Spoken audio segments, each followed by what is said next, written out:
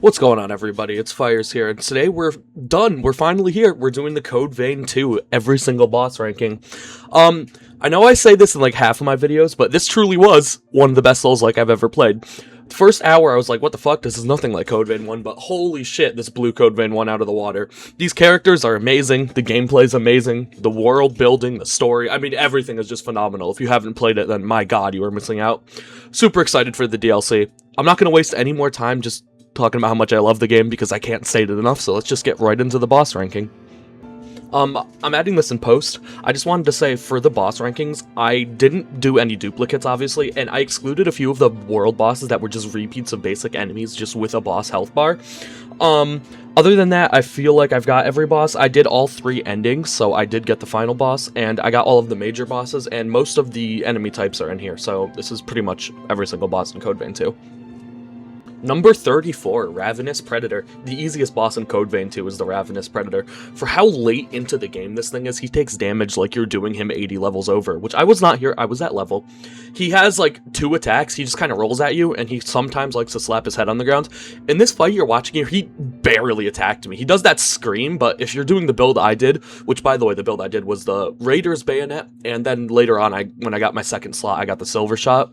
But if you're doing the build I do, and he comes nowhere near you, you can see he rolls at you, and that damage is fucking minuscule for how far into the game you are. He's in Lyle's quest, which is towards the end of the game, and this boss dies in probably like 10 hits. You didn't even have to use the entirety of your mag. That's how easy this fucking boss is.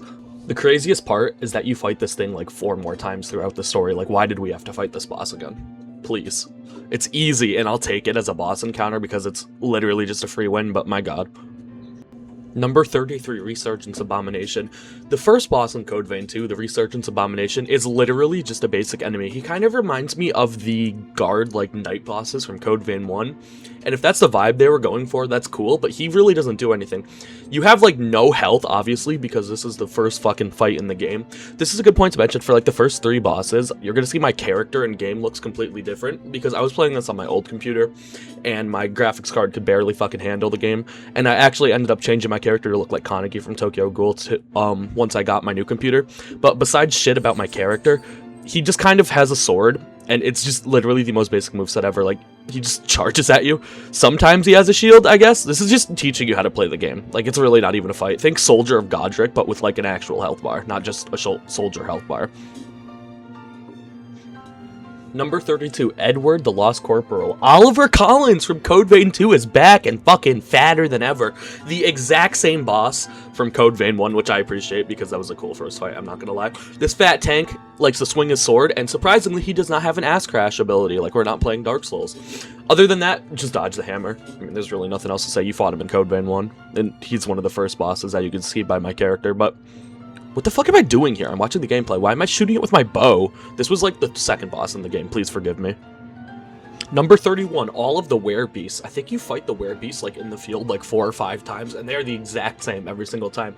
You're gonna notice a lot of the easy bosses in Code Vein 2, as how it was with Code Vein 1, have just big axes and big hammers and big swords.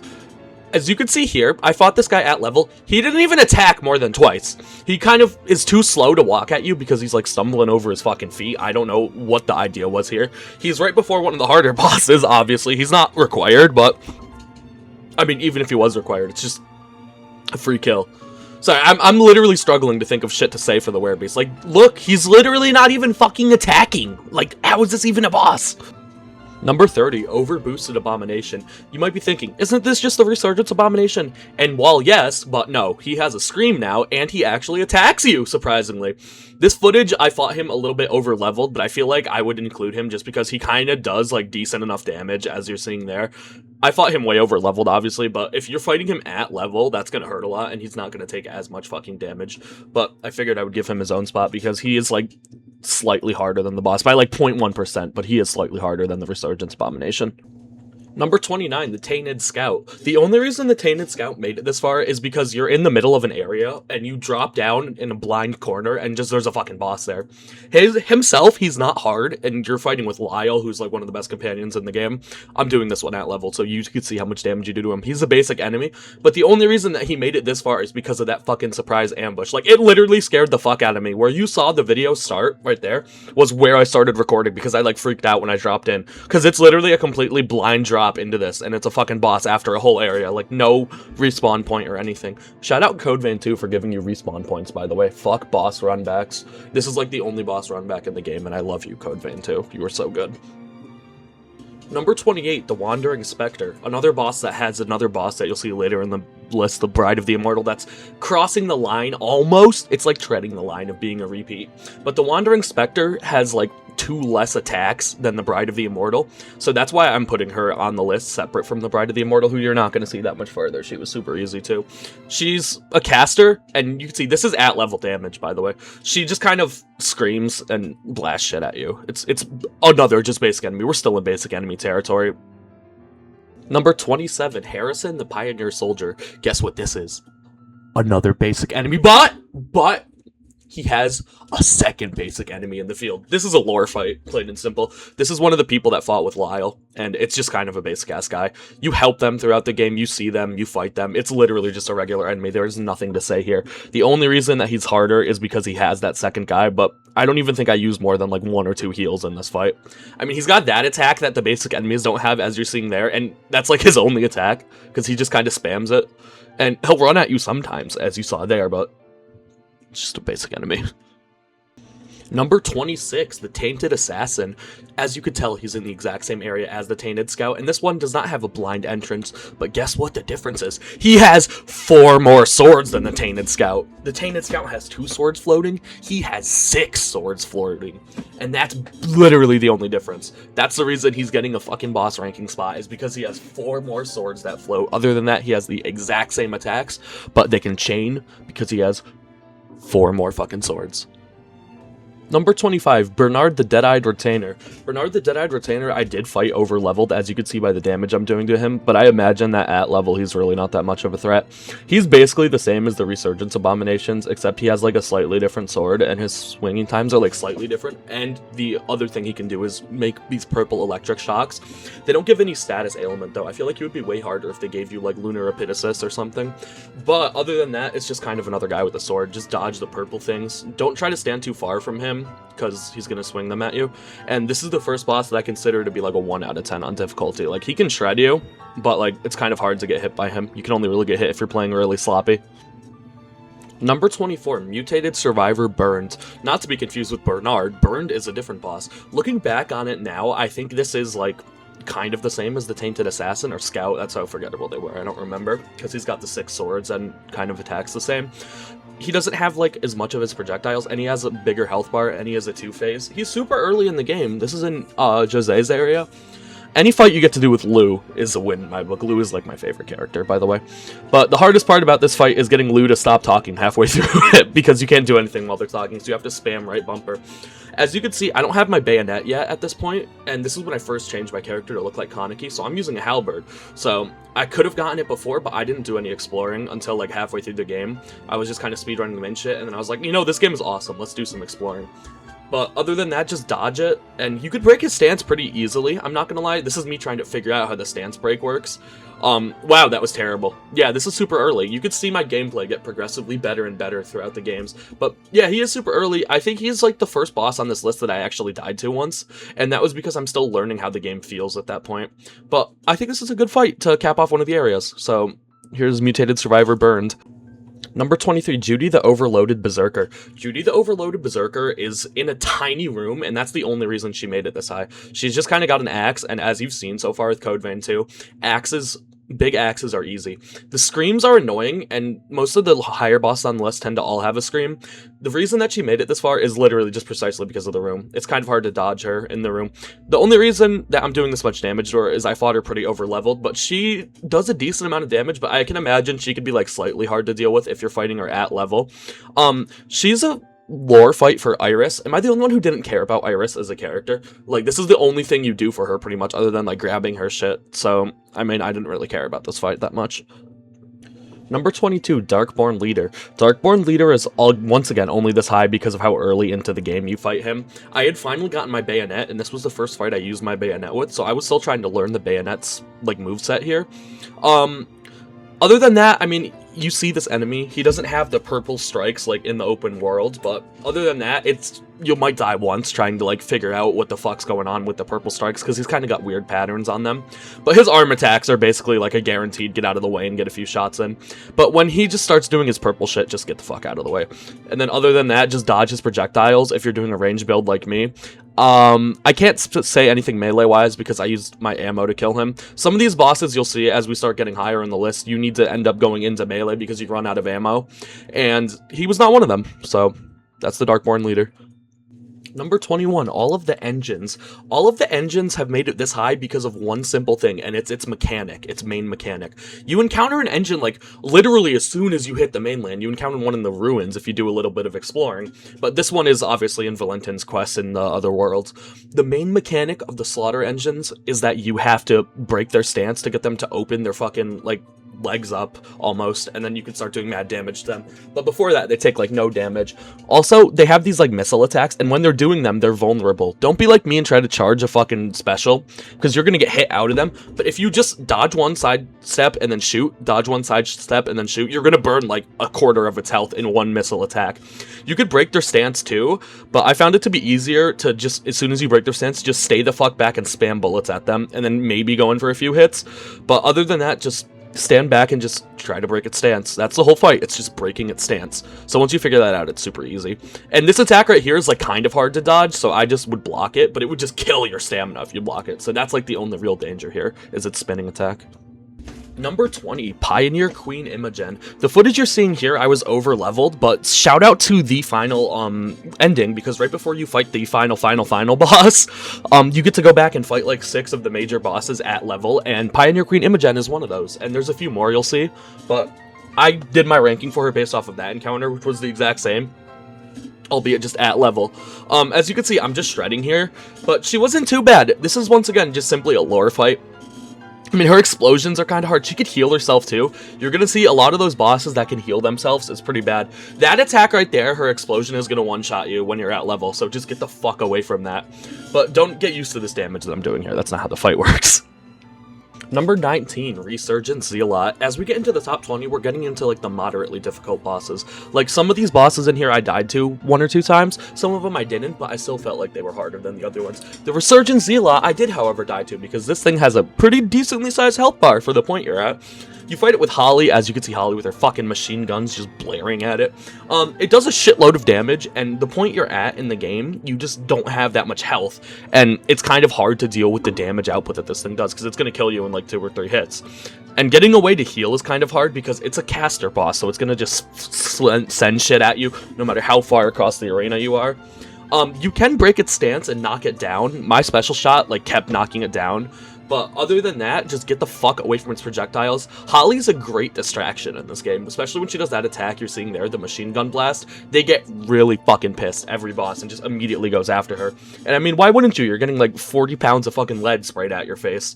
But the Resurgent Zealot's main difficulty is in its damage. Its attacks are kind of hard to read at first, but once again, it's just the damage. Number 18, Holly's Pathos. When you're going back in the time to try to help Holly, you have to fight her Pathos 3 times in each area, and each of the fights is different. The actual main Holly boss herself is the same in each one, but she's got different types of enemies. This footage you're seeing here is the easiest one, where it's just the 3 guys that die in like 2 hits that she can just keep respawning. Sometimes she's got 2 really beefy guys, and on the carousel I think she's got 1 really fucking tanky guy. She can also make clones of herself, which are kind of hard to deal with, but the main difficulty is just getting rid of the enemies and not getting shredded, because her missiles do a shitload of damage, or magic missiles rather, and that can combo you with the enemies into just immediately getting shredded, but she's a really good fight to get you prepared for the actual Holly boss fight.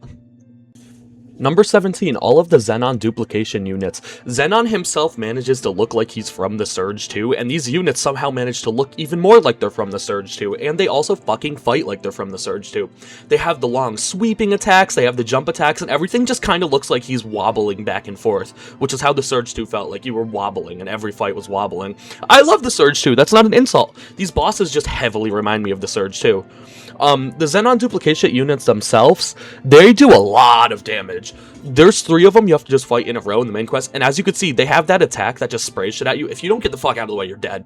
That thing is gonna annihilate you. He also can cast, like, icicles and, like, rock things just across the room that are gonna one-shot you, basically. Especially if you're at low health, and it's very hard to get a heal off against him, because the second that you hit that heal, he's gonna start charging at you and just launching like 6 fucking swing combos. He does have these like lines that come out where you can see where they are before, but other than that, just dodge his attacks and do some damage.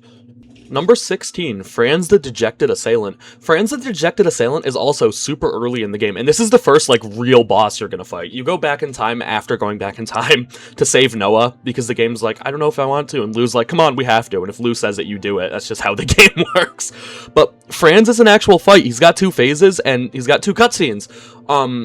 You can see in the first phase, you kind of just burn him down. He's not too bad. But the second phase, he gets his, like, bayonet shots and shit. And he's got his shield, which is, like, impervious to damage.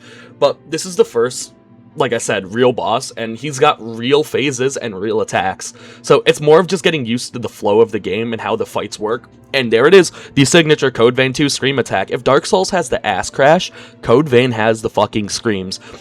I don't remember if they had him in Code Vein 1 or not. But this fight was pretty good. Pretty good. I enjoyed it, and this is like the territory we're starting to get where the bosses present a challenge. Like, I died like once or twice to Firezz, and you get to fight him again at level in the second thing, and I didn't want to, but I did. The fight is fun, but it's just kind of annoying. Number 15, all of the Retainer of Idrises. The other Retainer of Idrises are so much easier than this one. The reason that this one is so hard is because you have to fight a gauntlet of like 10 to 15 enemies each time you die to him before fighting him. Himself as a boss, he's not too bad. He doesn't take any damage unless you're shooting those yellow tentacles in the back, which takes you like all of 5 seconds to realize. Another reason, as you can see, is a lot of the Code Vein bosses are on here is because they do a shitload of damage. You've got a gigantic room on an elevator to move away from him, but if you go in for melee, which you're gonna probably end up having to because you're gonna use all your ammo on his tentacles, it's really hard to get close to him. It's like fighting John Jones. It's fucking impossible to get near the man. Those sweeping attacks that he does there are gonna do a fuckload of damage, but they leave him open like he's the old Iron King, so you could get in there and fucking slash those tentacles. And you've really got to watch out for those flame attacks, as you're seeing there, because if you get clipped by those, that's gonna hurt really bad, and then you're probably gonna die and have Lou revive you. There's also that grab, as you're seeing there, that even your companions can get hit by. Like, Lou can get hit by it, and it pretty much one-shots Lou, and you get hit by it, and it does like 2/3 of your health, but just get the fuck back and heal. And he's just a sweeping boss. We haven't really seen many sweeping bosses up to this point, but this is the first major sweeping one, and as you're gonna see, a lot of the sweeping bosses in this game are very difficult. But that's the Retainer of Idris. Number 14, Xenon's Minion. Xenon's Minion is, once again, like, in the harder difficulty, but I'd say this is another jump up from the last boss, where I actually died twice to Xenon's Minion, because his attacks are hard to read, and with your partner, you have to have Lavinia with you, so you don't have somebody out there, like, in the fucking thing with you, and you're gonna notice that's a harder part with some of the bosses. Some of the bosses, you don't get a partner, you just get, like, one of the partners that doesn't summon, and even for some of the bosses, you just get to do your Guardian Heart. I played it with a partner because that's how they want you to play the game. It's how they wanted you to play Code Vein 1. But Xenon's Minion is just super fast. You basically can't get a fucking heal off on him, because every time you go for the heal, he's gonna just start a new attack immediately. And once again, as you're seeing there, he's a sweeping boss. Sweeping bosses are the hardest bosses in this game. It wasn't like that in Code Vein 1, but in Code Vein 2, it's really prevalent. He's got, with his dragon head, he can, like, roar fire, but that's not really as big of a threat as just his axe, or glaive, or whatever that is. That is the main threat in this fight. The glaive and his just straight-up speed. Once again, sweeping bosses are the hardest bosses in this game. Number 13, Camillo. Camillo is Holly's dad in the story, and he makes for a fucking fierce fight. As you're going throughout the fight, Holly hasn't realized yet that he was doing everything, like, in his power to save her, so she's just still trying to kill him because she fucking hates him, and he's completely overtaken by the resurgence, and Holly kind of just let it happen, and then after you kill him, she realizes, she was like, shit, I probably should have kept him alive because he was doing everything for me. But his fight is fucking fierce. I was doing this a bit over level, and you can see he's still fucking me up here. So I can't even imagine doing him at level, but I feel like this is where he would be if I did him at level. I wasn't too far over leveled, like maybe 10-15 levels over, but he still was a brutal fight. It was mostly just my damage that was high, but he does so much damage. Like, he has these 4 or 5 hit combos that are like instant, and he will kill you with them, like straight up, like you can see here. And it's hard to dodge the timing because he delays them like the blue smelter demon almost. There it is. I say that every video. But other than that, just get your timings down on the swings, and it's just he's really relentless. Like, it's really hard to get a heal off. He's got a lot of AoEs too. And it's really good that you have Holly for this because, like we mentioned earlier, with her fucking 10 pounds of lead attack, that thing likes to pull aggro off of you so you can get some heals in. But with your ammo, I was out of ammo like before I even got him halfway down, so I ended up having to switch to my shotgun. Then I had to do melee for like the last quarter, and it was pretty brutal, but I think 13 is a good spot for him. But we'll see when I play the game again. Maybe I'll update the ranking. Number 10, Metagen Remnant, another very early boss. And when I say very early boss, I mean in the order I went. I did Josie, then I did Holly, and then I did fucking Lyle, and then I did Xenon. I think you have to do Xenon last. But Metagen Remnant is like on your first quest chain with Holly, and she's pretty beefy for how early in the game you are. You could tell how early in the game my clips are based on how big my health bar is. But the Metagen Remnant attacks all do like half your health in one attack, and you have like, if you're like me and didn't explode, you have like 5 heals going into this, so you gotta pretty much play perfectly to get her down. She takes a lot of damage when it's to her face, but when it's to her arm, she really doesn't take any damage. The hardest part about this fight is dodging her fire attacks and her laser beams. You fight her again like 4 times throughout the game, so you'll get used to it, but at this early stage in the game, it's a pretty significant challenge. Especially with those slams, she delays them, so it's kind of hard to get the timing down, and they're normally going to clip you. Sometimes they even clip you like after your attack, or after you dodge rather, so you're going to take the damage anyway. She also does poison buildup, which is pretty fucking brutal at this point, because you probably don't have any poison resist at the time, or you could be like me and don't check if you don't have any poison resist and just deal with it. But I died like 3 times to this fight, so this is definitely the territory where the bosses are starting to get like, you know, up there. Number 11, Hero Holly, and the first of our major hero fights. This isn't to be mistaken with Hero Holly the Reaper, which is from the main quest line. This is the one that you have to do to change the past. So I'll be clarifying that on each one. Normally if it just says hero in the name and nothing else, it's a past one. And if it has like the Reaper or like the something at the end, it's normally the main game one.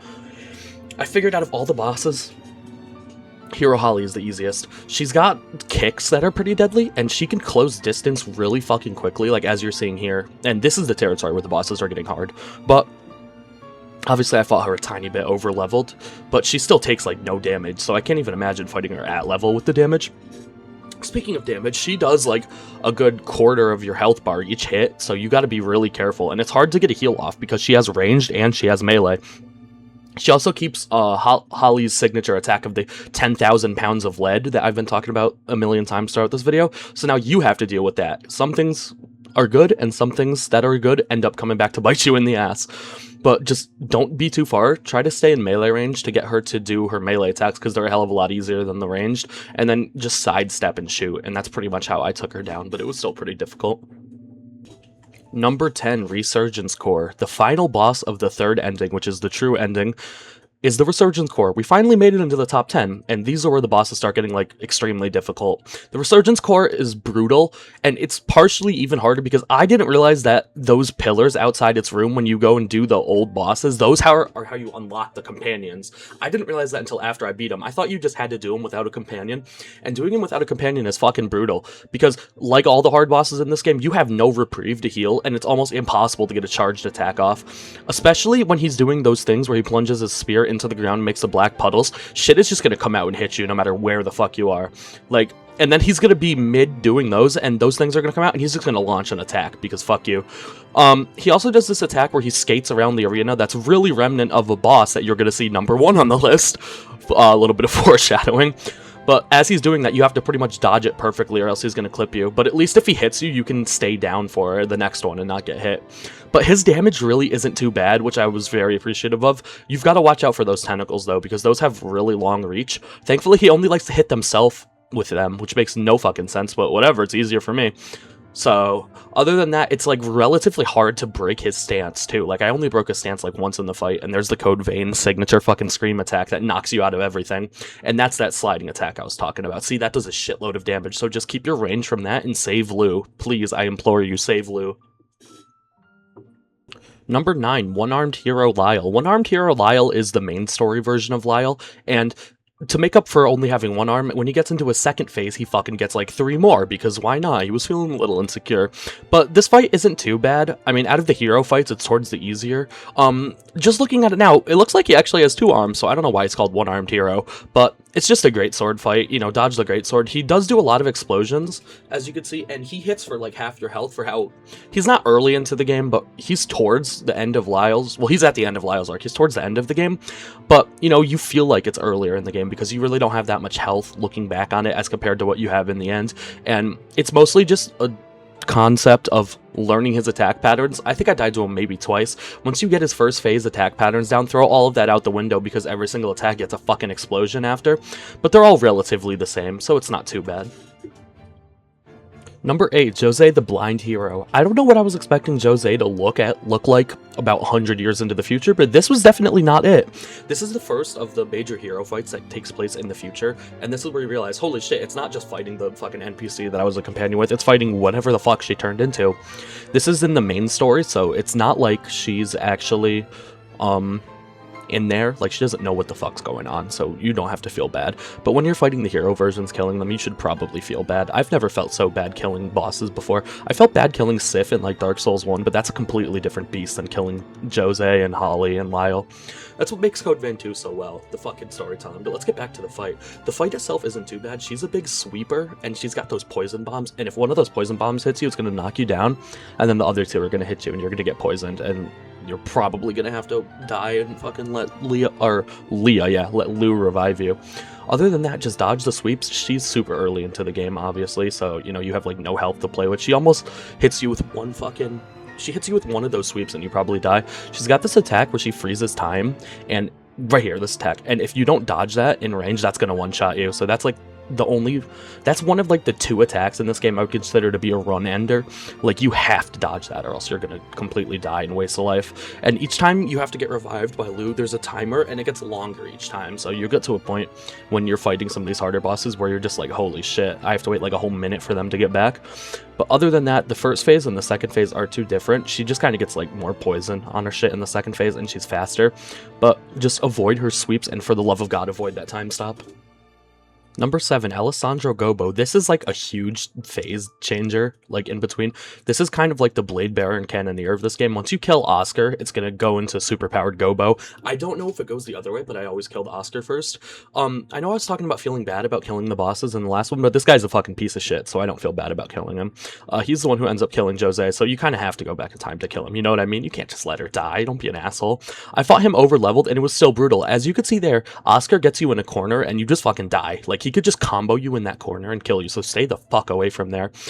After this, when it's just Gobo, I'd say it's easier because Gobo just has, like, these really telegraphed lasers. Like, there's a red string in front of each one, but my god, if that hits you, you get one shot. And, like, he's sending, like, lasers straight from the fucking heavens down to kill you. So just avoid those lasers, and then you kind of have the fight.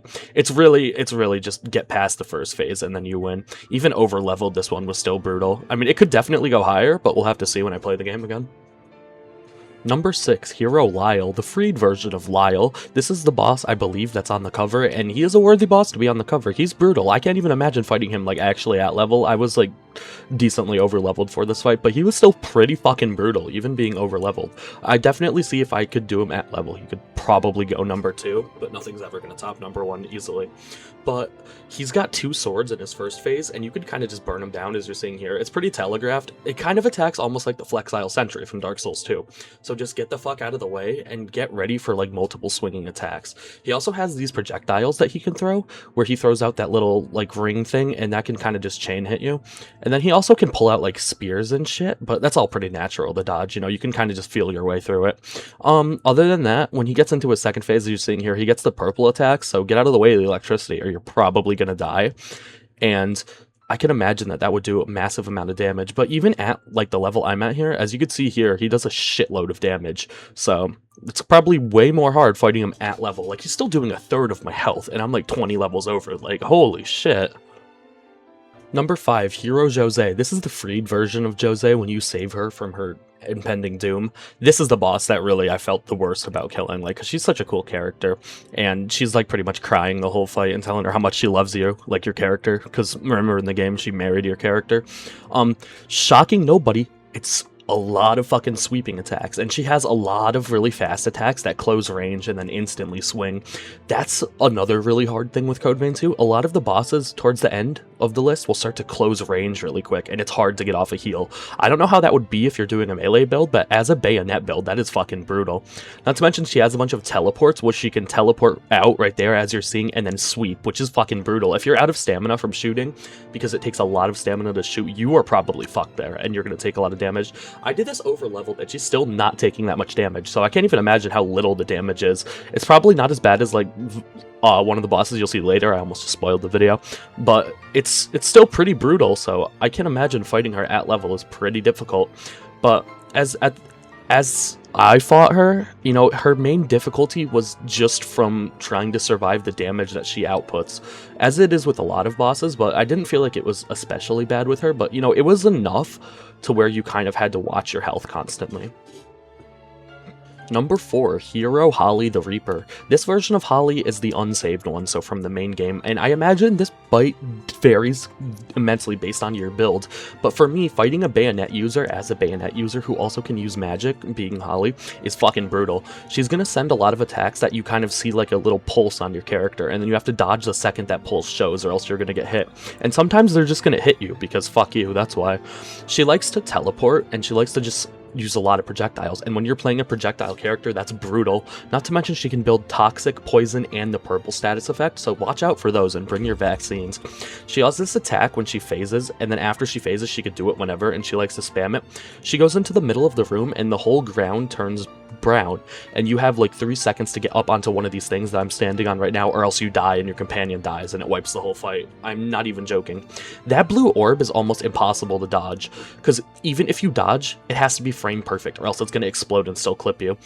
And sometimes she pulls out that scythe, as you're seeing there, and that's normally your best spot to dodge to the left, because if you dodge to the right, it's going to clip you, is what I've noticed. If you dodge to the left, and then you fucking shoot, you get a shot off. Sometimes you can get a charge shot off too. And as you saw there, a lot of her scythe attacks are just going to clip you anyway. Holy shit, I'm at like 1 HP here. This fight was pretty hard. It's very difficult to get a charge shot off on her, especially with Monica as your companion. She's really annoying. I did not like fighting with Monica. Like, she's okay as a character, but as a companion, I was not a fan. As you can see, I barely survived that there. Obviously, I used my life for my companion. I imagine this fight would be even harder if you had to do it solo, but thankfully you don't. This is that poison attack I was talking about where you have to get on top of the thing. This was my first time seeing it. And see, it basically insta-kills you. The only reason I didn't lose the whole thing there was because Monica was dead. And then she inflicted poison on me and killed me, and that wiped the whole thing. So that's our number 4, Hero Holly. Number 3, Hero Valentin, the final boss of the first ending to the game, which is arguably the worst ending, like, as to who dies and all that. Hero Valentin is a very fitting final boss. He's got a lot of sweeps, as you can see, and he has a polearm. A lot of the polearm bosses in this game are very difficult, and he's once again relentless, where it's almost impossible to get a heal off against him. He has a lot of gap closers, and he has a lot of projectiles once you get him into his second phase. In his first phase, he doesn't, and this starts the chain, as you're seeing right here, of bosses just being able to heal. And he has that heal where he just straight up heals his health if you're not like 10 feet away. And he has another one where it's orange, and no matter where you are, it's just going to start his health regen, and it's just going to tick up, and it's going to go up probably like 10%, and I have not found a way to stop that. As you can see, he could slide around. It's almost as if he's on skates, and it's pretty, like, impossible to get out of the way unless you're frame perfect. There, that's the going up. Like, you will get him down, like, maybe 10%, and then he'll go back and heal it. So it's really a game of just trying not to get hit, and you have to be perfect. Otherwise, you're going to take a shitload of damage. And he has fire on all of his attacks sometimes, where he'll make, like, little dots on the ground that'll explode all around you. So even if you dodge it perfectly, you could dodge into a dot and still take damage. But it never felt like it was unfair. It felt like it was a test of skill. It almost felt like a dance, almost, and that's why I really enjoyed this fight. Number 2, Soul Savior Valentin. It's kind of crazy how the same character got the number 3 and number 2 spot in this list. Soul Savior Valentin is the final boss of the second ending, which I thought was the real ending, and then I learned that there was a third ending. Soul Savior Valentin has the health bar of the Ancient Dragon from Dark Souls 2. This was at level, and you can see how much damage I'm doing. This is one of the only bosses that made me go out of my way to go farm levels because it was so fucking brutal. The damage I was outputting and the damage that I was taking. You have to literally be perfect in this fight, or else he's going to kill you. He could go up into the sky, and he has 1 of 2 attacks here. You're going to get lucky if he does what he does here and shoots these red orbs at you. It takes a little while to get the timing, but once you get it down, it's basically a free punish. If he does the attack where he circles backwards and then flies at you in a circle, you're getting hit. There's no way around it. You could block it, it's going to break your stamina, and it's going to hit you, or you can dodge it, and even if you're frame perfect, it feels like it's still going to hit you. This attack right here, where he does the 2 claws, is very hard to dodge too. It took me like 5 or 6 tries. I think I died to him like 8 times. But to get that attack down, you have to dodge the first claw, and then there's a split delay between when he swipes the second claw that you have to get used to. That attack right there is also, it's particularly brutal because that, when he's bringing that down, that could still hit you. So you have to dodge that, and then if you don't roll in the correct direction, you're going to get clipped by one of the little beams on the ground, and you're still going to take an immense amount of damage. Most of his other attacks, however, are just basically free hits for you, other than his heal there. Why would they give a boss with the biggest health bar in the game a heal? It's brutal. And he has the orange heal too. So no matter what, he's going to heal. But those are the major attacks. That's another one of the ones that I consider to be game ending, one of the 2 or 3. And this was our number 2 boss, Soul Savior Valentin. Thankfully, it's easy to break his stance, but he doesn't even come close to. Number 1, Hero Xenon. The hardest boss in Code Vein 2 is Hero Xenon. Hero Xenon literally, I think, is bound to when you heal because he does that charge attack you saw in the beginning. And if you are not the singular frame perfect, that attack is going to hit you, and it's going to hit you twice because by the time you get up, he's charging a second one. He could also chain it into 3, but he has the ability to choose whether he wants to just do 1 or 3. So you're going to roll, get ready for the second one, and then, oh, he's just going to come out and hit you.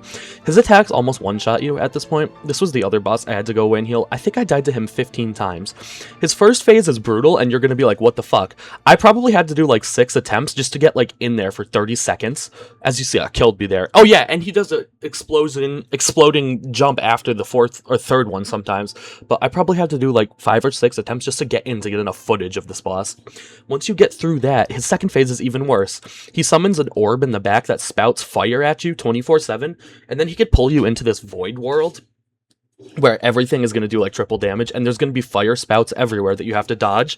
You can iframe them, but once again, it's frame perfect. He also has the ability to choose if he wants to delay his hammer swings. He breaks the idea of Code Vein 2, where big weapon equals easy. Big weapon does not equal easy in this. Big weapon equals death. I don't think he's like Gnome the Consumer from Nostalgaia hard, but he's like, if you put him in like a Souls game, he would stand out as like, holy shit, that would be one of the top 3 in any of the games easily. And especially for a game like Code Vein, he is completely brutal. I wonder if he's easier as melee. I really would like to know, and this is the only boss that I'm dreading fighting again. I love the fight, and it gave me a huge satisfaction when I beat it, but oh my god, it was a fucking struggle. I mean, the first phase itself, and his health bar is gigantic too, but that second phase when he just has explosions and there's like, your screen's getting all warped with like fire and shit, and he fucking can like, I don't know, man. This fight was just so brutal. I don't even have anything else to say. That's the hardest boss in Code Vein 2, Hero Xenon. Thank you so much for watching the Code Vein 2 boss ranking. I tried to get every boss in the game. I feel like I did. I might have skipped some of just like the basic enemies, but you know, this game was amazing. I really recommend it. It's a huge leap up from the first Code Vein, and I implore you to get past the first hour of the game. Because at first you're gonna be like, okay, this is like Elden Ring, and then you're like, okay, I really do see the Code Vein in it. Next boss ranking is either gonna be the Surge 2, Inotria, or Stellar Blade, so let me know what you want to see in the comments, and I hope you guys have a great one. Thank you so much for making it to the end of the video. Have a good one.